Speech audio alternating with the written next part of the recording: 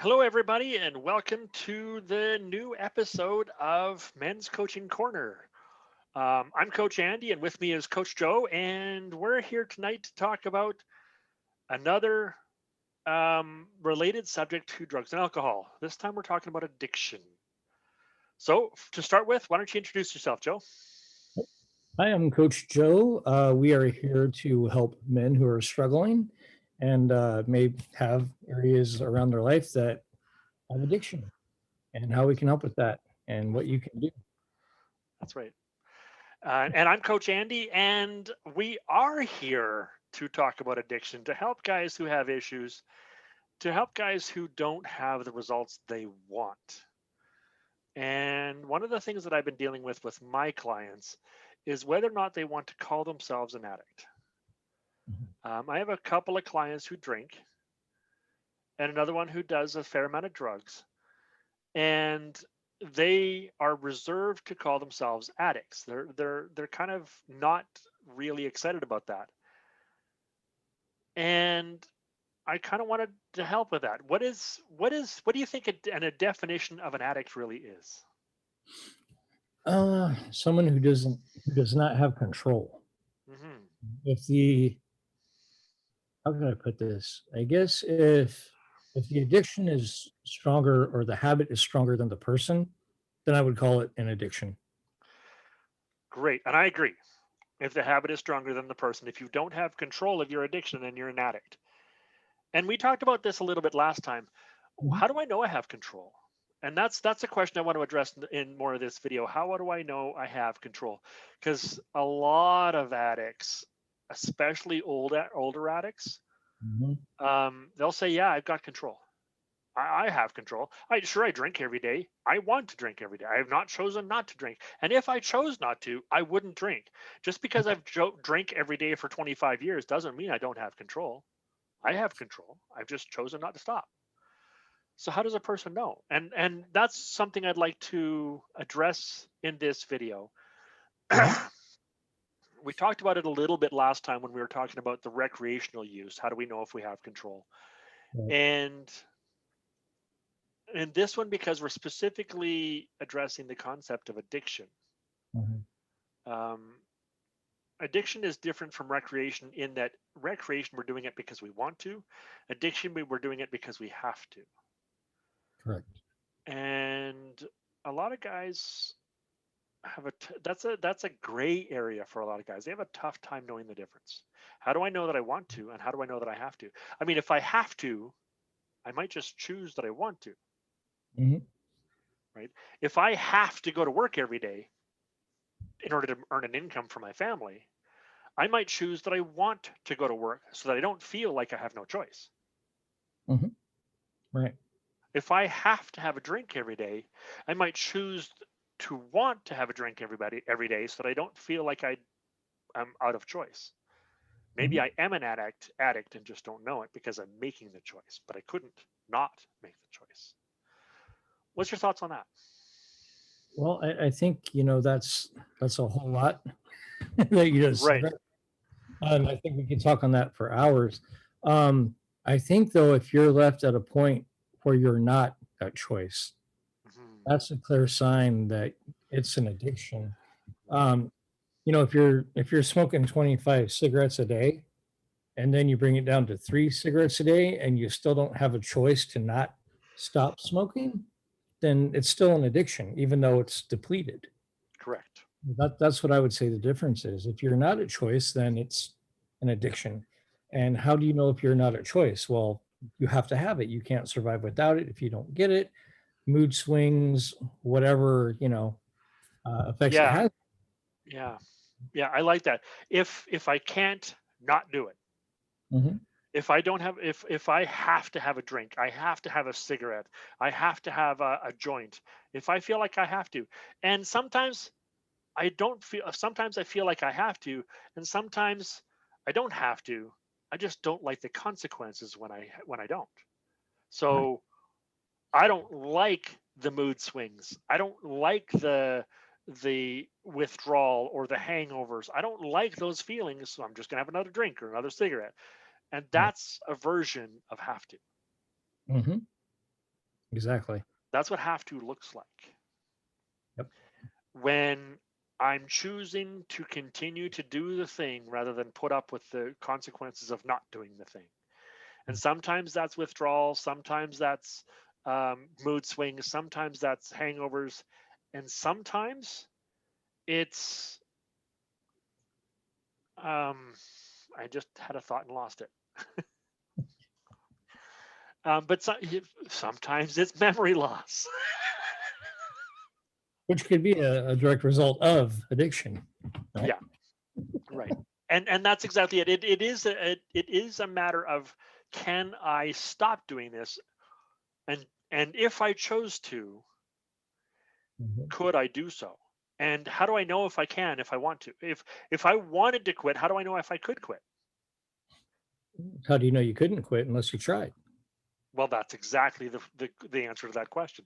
How do I know? And how do I know I can quit? Well, stop for a while, and don't stop because somebody calls you an alcoholic and you're trying to prove them wrong, because that's Mhm. resentment, and resentment can cause a lot of things.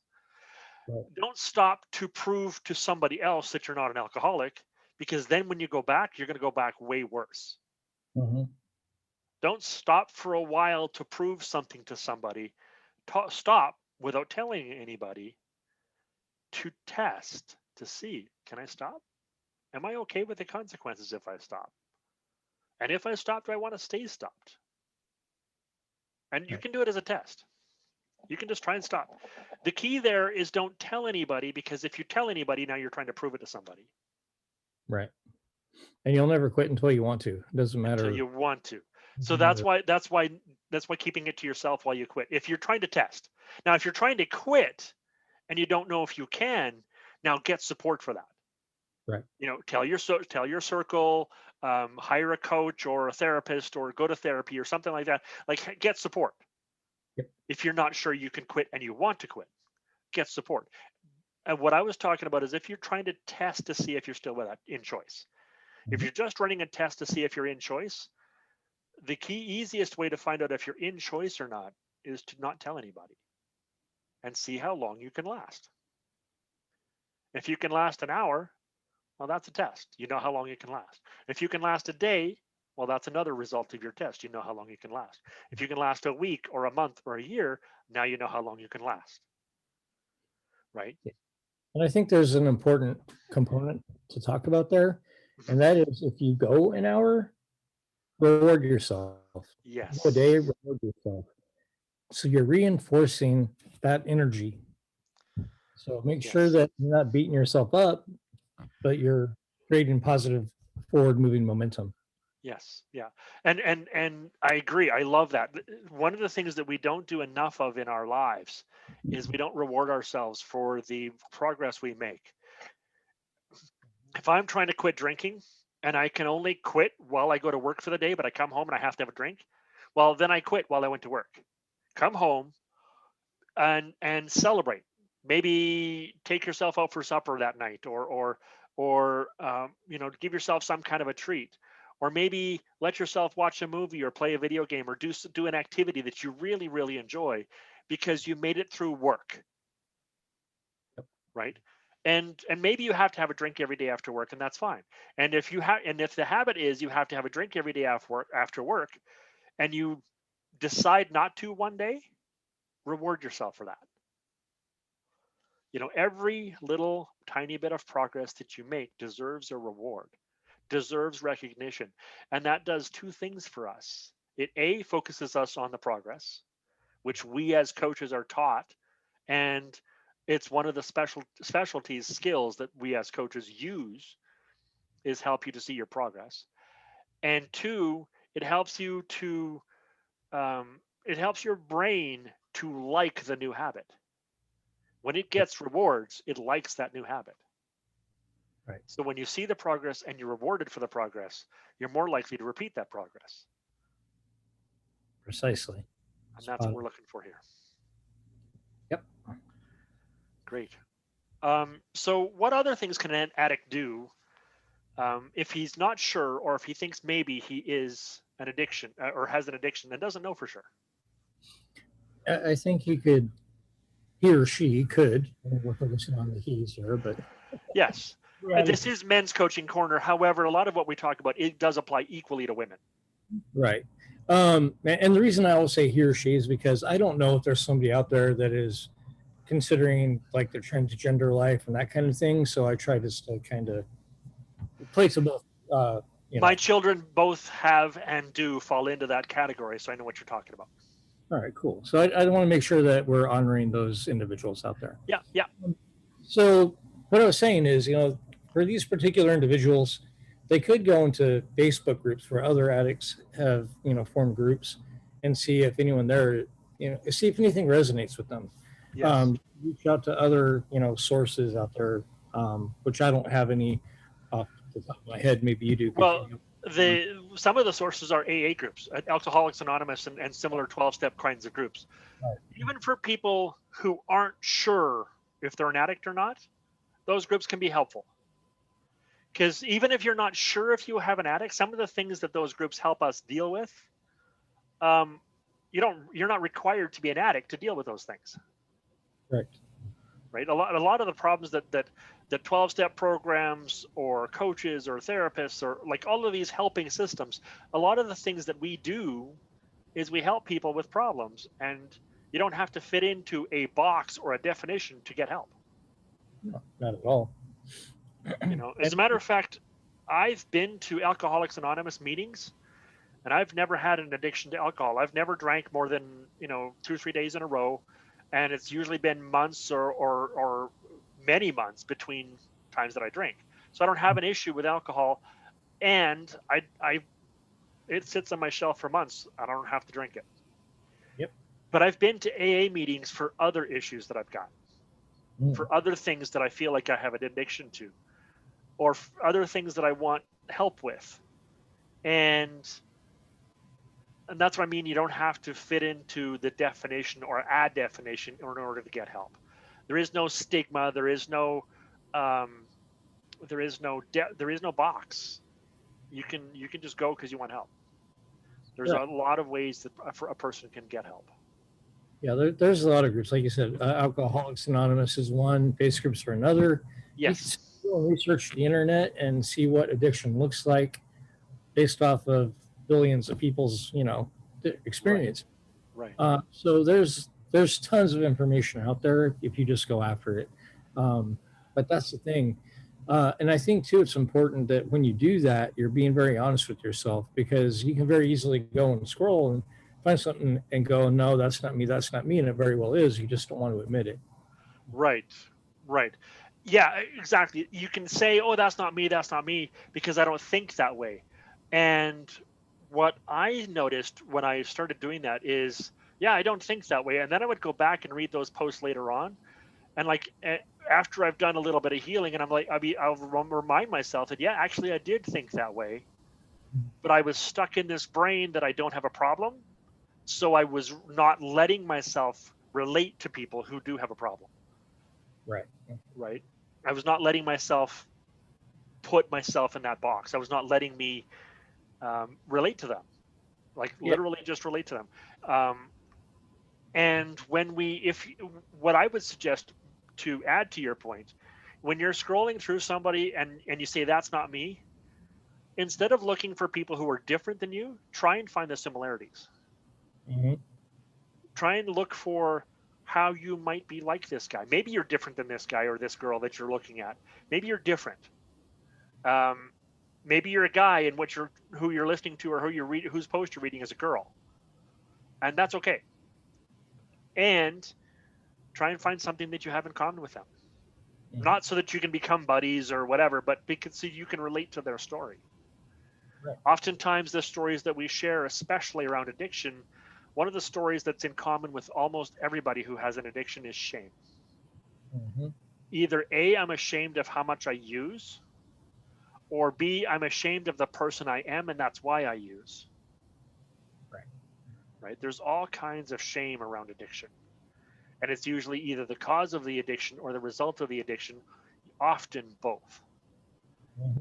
So if you can find shame in somebody else's story, I promise you can find something to relate to in that story. Right. And I think that's, a great point. And we talk about shame and we talk about, going and scrolling on these sites or whatever and going, that's not me, that's not me. And we know it is. It's because we don't want to deal with that pain. We don't want to deal with that emotion. So Right. we find an escape. Our mind goes bleep, bleep, bleep, all these red flags that want to take us away from that when we need to move toward it. So I think that's a great point that you made. Right. And just along to that, how do we know we need to move toward it? Usually because we don't want to. And So if I don't want something, that's when I know I need it. maybe, I mean, it's going to be different for everybody, and it's going to be the circumstances that Right. are in this circumstance. I would say yes, absolutely. Okay. Okay. I agree. In the addiction circumstance, if you're joining these groups and searching for this, maybe possibly, am I maybe addicted? And you're looking at people's stories and saying, no, that's not me. There is a pretty good chance that it is you. Uh-huh. If you've gone looking for help in the first place, there is a pretty good chance that it is you. Examine why you went looking for help. Is it because a mom or a dad or a brother or a sister or your spouse has said you're an alcoholic or you're a drug addict, go find help? And maybe you went to find help because you weren't willing to admit to them that you need help, but you're looking just to see. Right. So maybe you're there because somebody told you you need help. Or maybe you're there because you've tried to stop. You've maybe done one of these tests and you don't like the results. So maybe you think maybe I am addicted. Or maybe you go to one of these groups, either an AA group or a Facebook group or whatever the case may be, therapy, coaching. Maybe you go to one of these places because you're not really sure. And if you're scrolling and say no that's not me, no that's not me, it probably is you because that's why you went for help in the first place. Yeah. Some deep part of you wants help, and often we seek help for something when what we want is something deeper. A lot of the guys who've come to me for anger management just want to feel loved, just want to Mhm. feel good enough. Right. Right. So, and it's the same thing with addiction. If we're coming to help, if we're looking for help to decide if I'm an addict, maybe what we're looking for is other people who understands what it's like to have to live with this stuff, and they do. I promise you. Absolutely. Right. I've been to these groups. I've been to these places, both on Facebook and in real life, in person, Mhm. and they do get it. Not all of them get it, but almost all of them do. Yeah. So that's a good place to get help. So, how can we as coaches help? How do we help with if somebody who's got an addiction? How do we help? Some coaching industry, some parts of the coaching industry will say that coaches shouldn't deal with addictions. Now, I disagree with that. What do Mhm. you think we can do as coaches? Well, I think as I've dealt with this in my personal life Me with too. friends and with family, and to say that coaches shouldn't deal with it, I totally disagree with, Yep. because I dealt with it before I was ever a coach. And what you want to do as a coach, as a friend, or whomever it is, you just simply provide a non-judgmental space for that person to be themselves, to be who they are, to tell you what their problems are. You act as a guide for them so that they know there's someone there who actually gives a damn. And they're That's what I not, do. yeah. And we're not gonna say you're a bad person or you're this or you're that. That's not gonna help you. That's not what Yeah, we do. that's right. We're just gonna That's not provide what we do. gonna be a safe space for you to lay it all on the table. And we're gonna discuss ways to get you going in a different direction. But we're gonna discuss that in a way that it's your plan and we're gonna support you within it. And that's exactly it. That's the magical key right there. We're not judgmental. We're not here to decide if you're an addict or if you're not. We're not here to decide if what you're doing is right or wrong, good or bad. Those are all judgments. Mhm. We're not here for that. Right. If you want to judge yourself in those ways, we won't stop you. We might guide you in a different direction Right. because judgment isn't the thing we're aiming for. I'm not aiming to tell you or for you to tell yourself whether you're good or bad or right or wrong or an addict or not an addict. I don't care. right? And I believe that's what we do as coaches is we hold a non-judgmental space. We Correct. don't tell you what you're doing is right or wrong, good or bad, true or wrong, true or not. We don't Mhm. care. That's not what we're here for. We're here to help you achieve the goal you have. And if the goal you have is to drink more safely, or to smoke a joint when it's okay to, or to, have a cigarette not around your kids. If what you want to do is take control of this substance, we can help with that. If what you want to do is to be free from this substance, we can help with that. We're Correct. not here to tell you what life you want. We're here to help you get the life you're looking for, whatever that life looks like, as long as it's legal. I'm Yeah. not going to kill people for you. There are some lines we have to draw, and that's one of them. That's right.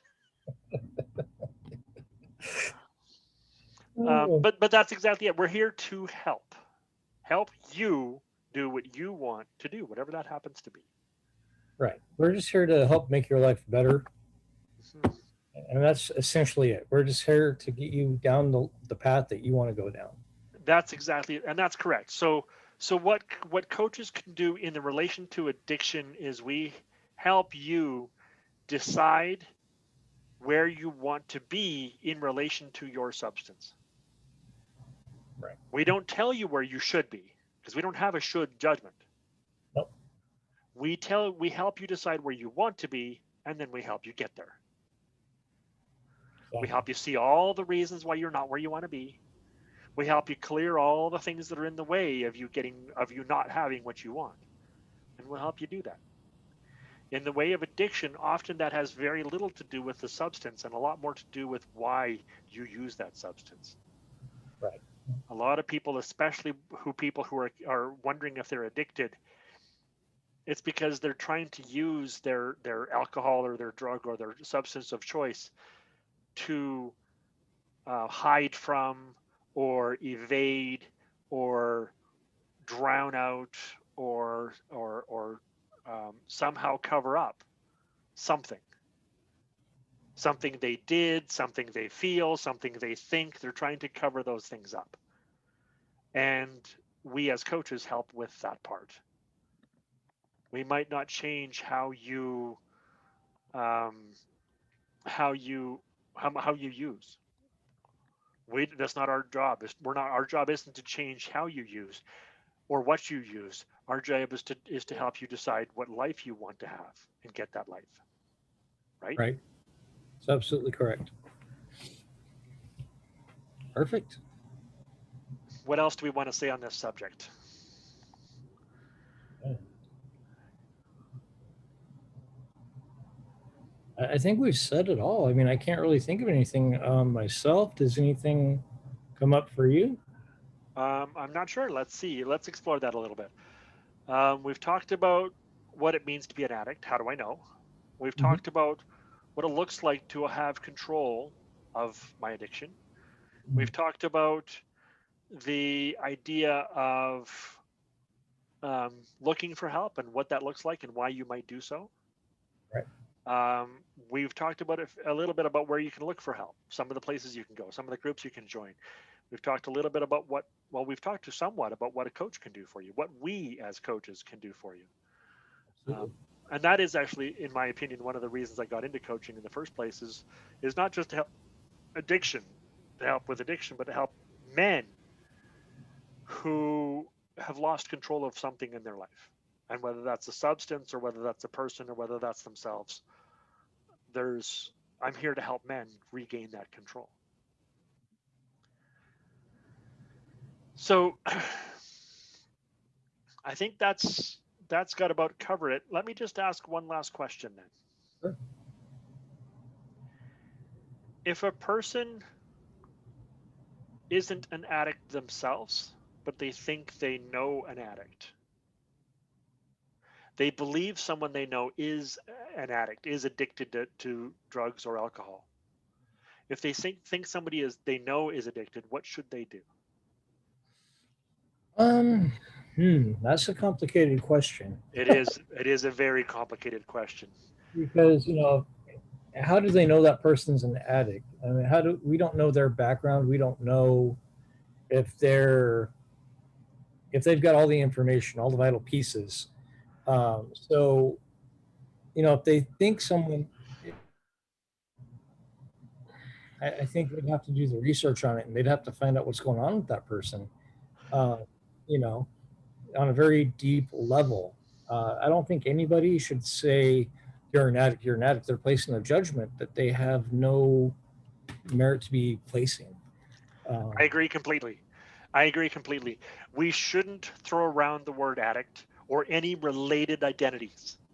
Correct. You're an alcoholic, you're an addict, you're a drug head, you're a pothead, whatever. We shouldn't be throwing around those identities without being inside that person's head. Because what happens if they're not an alcoholic? They might drink every day for 25 years, but what happens with the reason they drink every day for 25 years is because they have some sort of a throat condition that booze actually soothes. Right. And they don't drink because they're trying to get drunk or drown some emotion or do some addict type behavior. They're drinking because of what the alcohol does to that whatever that condition is they have. Right. Right? Or We don't could have, know. yeah, they could have some childhood trauma, and that's how they escape it. Right. Right. And we don't know. We don't know. So yeah, I would not place any kind of a judgment on anybody um, if you don't know what's going on. It's not fair to them. It's not fair to you. I agree. I agree. We shouldn't give them judgment. However, my brother, my wife, my spouse is drinking an awful lot. And okay, I've heard your advice. Maybe I'm not going to call him an alcoholic. Mm-hmm. Maybe I'm not going to call her an alcoholic or a drug addict. So, but I'm still concerned. There's an awful lot of consumption going on. What can I do? Sit down with them. Have a open, non-judgmental, loving conversation where you ask open-ended questions that are gonna they're going to pull out the information that you're looking for that they need. If you can help them realize it on their own without you placing it on them, it's going to be much more powerful than if you're saying, hey, you're this, this, and this. It needs to come from them, not from you. Yeah, it does need to come from them, not from you. And they still don't need the judgment. They don't need to have an identification of an alcoholic or a drug addict in order to get help. Another thing that I would suggest is you could ask for help from a coach as well, or a therapist, or even one of these groups we were talking about. There are groups for people married to or dependent on an alcoholic, children of, spouses of, parents of alcoholics and drug addicts. There are support groups for that, and it's another one of the things that us coaches help with. We can help you separate yourself from their problem. A lot of people who are in relationship with an addict take on a lot of the responsibilities that addict isn't taking on. Absolutely. And we can help you find the joy and happiness in your life, whether it's with that addict or without that addict, separate from that addict. However you want to be, whatever choice you make, we can help you get there. Right. And I don't know about you, Andy, but I'm totally open to doing couples coaching too. Yep. Yep. I was married for 20 years and got divorced and with a wonderful lady. Yep. And so, I mean, things happen and you have to be able to talk to somebody. If you feel like you can't talk to anybody, that's a very, very cancerous thought process. It doesn't do anybody. Right. That's right. And that's exactly it. As a matter of fact, I'm very much open to couples counseling. I've started up another collaboration recently with a lady coach who her and I are actually going to create another YouTube channel where her and I are talking about relationships. Awesome. A lady coach and a guy coach talking about relationships from the points of view of men and women. So very much relationships need coaching for conflict resolution, for all kinds of problems that happen within relationships. Coaches can help with that sort of stuff. Again, our goal is to help you find the life you want. Correct. And if the life you want is with your partner, we can help you have that too. Right. So let's do that. I agree. I'm not close to couples counseling or couples coaching, not counseling, because we're not counselors. Right. But I'm not close to couples coaching. I'm not close to helping either or of a couple. I've Mhm. been able to help relationships by helping only one of the two, and I've been Right. able to help relationships by helping by talking to either side. Mhm. I've been able to help relationships in both ways. So yeah, we can do that too. Yeah. We have these skills, we have these options, and one of the things that we're good at as coaches is being able to take one set of circumstances and apply it to only that person. I Correct. can talk to the wife and not include any of the things that I know about from the husband. And I can talk to the husband and not include any of the things that I know about from the wife, and be able to separate the two and help them each get the life they want. Yep. Right. And that's one of the things that we can do. Yeah. I like that you brought that up, that we can do that too. That's a wonderful conversation. I think that wraps it up for me. Is there anything else that you thought of? Anything that come up in that last little bit? No, I'm feeling pretty complete and pretty good about this episode. I'm pretty- Perfect. So that's the episode on addiction, and hopefully you guys got some value out of this. And if you want to talk, you know where to leave the comments. You know where to drop us a line. We are men's coaching corner at gmail.com, and obviously you can contact us just by leaving a comment on the video. Like, we're here for you. We're here to help. And if you want to contact either one of us, we're free to help, whichever way you want to do that. Okay. I hope this was helpful. And if it was, please subscribe to the channel, like our videos. YouTube likes all of those things. That helps us get seen by more people who might want to hear what we have to say. Thanks a lot, and we'll talk to you on the next episode.